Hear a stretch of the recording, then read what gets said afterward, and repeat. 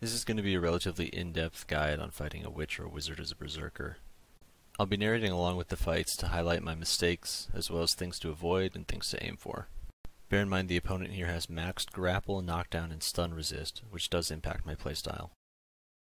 In my experience, the center points to fighting a witch or wizard are unpredictable movement to avoid their CC and damage combos, and maintaining constant pressure to prevent them from free casting and healing. The main threats are residual lightning, an AoE knockdown with significant damage that will always follow a single lightning bolt, shown here, and Sage's Memory, a 3-minute cooldown ability that allows them to instant cast their spells. At the start of this fight he casts Thunderbolt and I engage aggressively. Expecting a residual lightning at his feet, I disengage. I got in quick enough that it might have been better to go for a Stomp mini-stun. The super armor from Shakeoff makes me immune to his freeze, and I go for a Stomp mini-stun, which he resists. The cast animation you see here is for teleport, which will send them in the direction they're facing unless they rotate their camera immediately before the cast. With his teleport now down, and seeing he hasn't started his lightning cast yet, I go in with Lava Piercer into a grab. This is a risky move. If he resisted the grab, his residual lightning would have been placed at his feet, knocking me down and doing a huge amount of damage. Fortunately it succeeds, setting up a solid grab damage combo.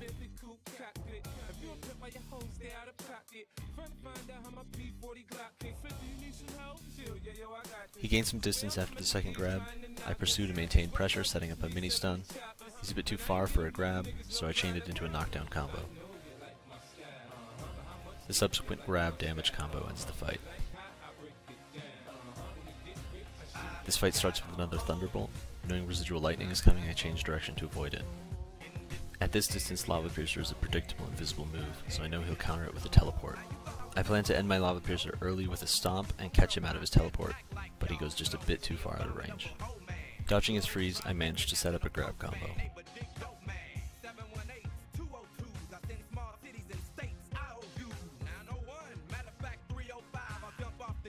He escapes before the third grab and sets up a freeze, which I immune with Shakeoff. I missed the knockdown combo, but the continued pressure prevents him from casting residual lightning, and allows me to lead into another mini stun for a grab combo that ends it. Here I use Lava Piercer to avoid his first residual lightning, rather than dodging it. He places it in front of me, so I take quite a bit of damage, but the super armor prevents me from being knocked down. I get close enough with the Lava Piercer to bait out his teleport and lead into a mini stun. He resists the first grab, but not the second, though he manages to escape before I can land the third. With grabs on cooldown, and knowing a residual lightning will follow this lightning bolt if I don't maintain pressure, I go for a knockdown. The next mini stun and grab combo seals in. The beginning of this fight is very similar to the first. I engage aggressively, then expecting a residual lightning at his feet, I disengage. He adjusts well and clips me with the end of it.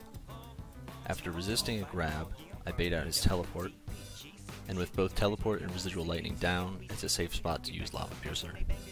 He escapes before the next grab, and a very predictable Shakeoff into evasion combo gets me caught in a freeze.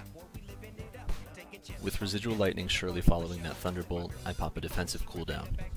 This negates the damage and knockdown from residual lightning, but he responds well, teleporting behind me and taking advantage of my immobility. He misclicks here and casts a meteor, but this is my loss. The start of this fight highlights the dangers of using Lava Piercer into a grab when residual lightning isn't on cooldown. He resists the grab, and I eat the entire residual lightning, followed immediately by a freeze and further damage. I land a grab here, but it's not enough to make up for the early mistake.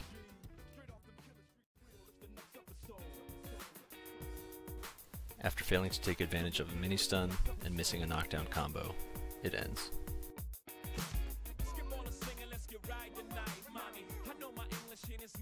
Here I get caught by an early Thunderbolt and a second Thunderbolt into a residual lightning.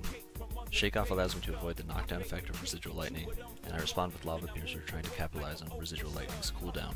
It's a very predictable Lava Piercer, and I waste my E-grab trying to follow through with it.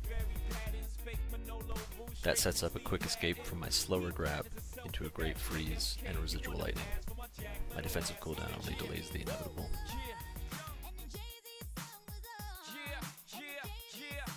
The start of this fight highlights the importance of stamina management. After dodging residual lightning with Shakeoff into evasion, I'm in a great position to engage, but lack the stamina for another evasion into a stomp. This lets him gain some distance, but seeing him start a cast animation for mana drain which will leave him immobile, he's open for a lava piercer into a grab. He resists the second grab, and seeing the thunderbolt I know residual lightning is coming, so I go for a knockdown to keep the pressure up. The mobility of Beastly Windslash lets me close the gap and go for another grab, which he resists. Another resisted grab sets up a freeze and a fireball. On the defensive, I decide to disengage.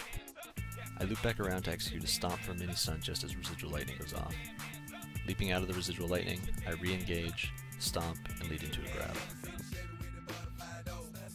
Another resisted grab buys him some space, but not enough.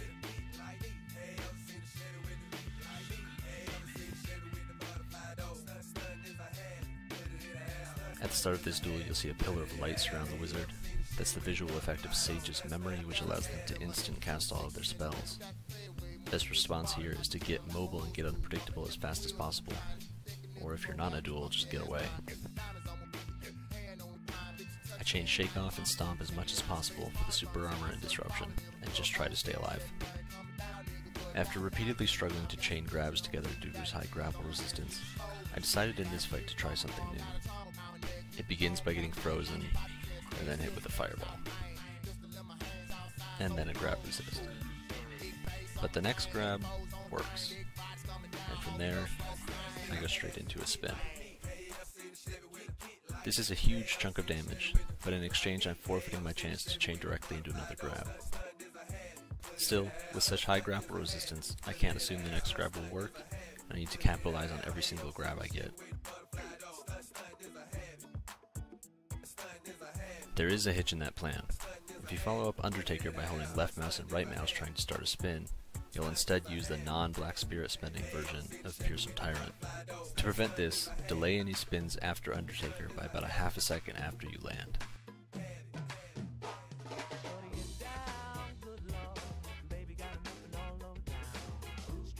The damage of a single spin here is just monstrous, but what I want to show is what happens when you miss a Corpse Storm grab.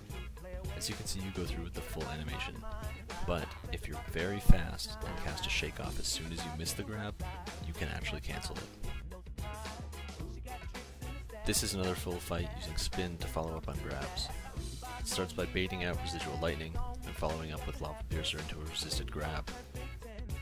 I land a grab after a mini stun, and that leads into a spin which takes almost half of his health.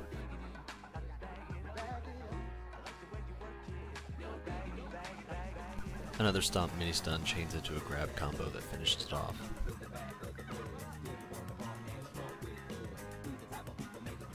Be sure not to get too greedy with spins.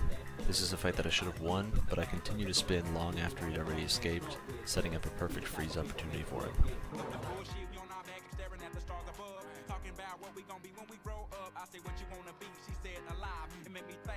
And lastly, remember, stay unpredictable.